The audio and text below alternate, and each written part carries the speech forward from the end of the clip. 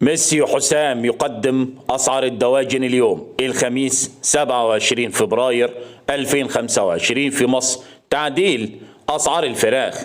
السلام عليكم ورحمة الله وبركاته. أهلا وسهلا بكم أصدقائي المتابعين للقناة. لو لسه بتشوف القناة لأول مرة فضلا وليس أمرا اعمل لايك للفيديو واعمل اشتراك للقناة عشان يوصلك كل جديد، ولا تنسوا الصلاة على سيدنا محمد صلى الله عليه وسلم. سعر البط البلدي في المزرعة سجل 140 جنيه للكيلو.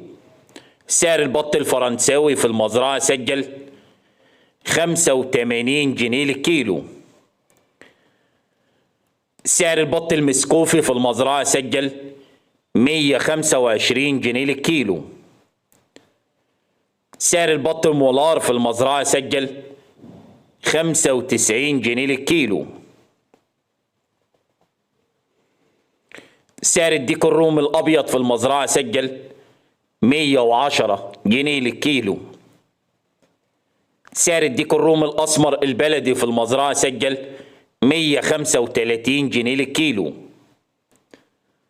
أسعار الفراخ البيضة سجلت اليوم أعلى سعر 91 وسعر التنفيذ 90 وفي المحلات 100 جنيه للكيلو. سعر الفراخ الساسو أعلى سعر 105 وأقل سعر 104 وفي المحلات 114 جنيه. سعر الأرنب اليوم في المزرعة 110. سعر الفراخ البلدي الحر في المزرعة سجل 110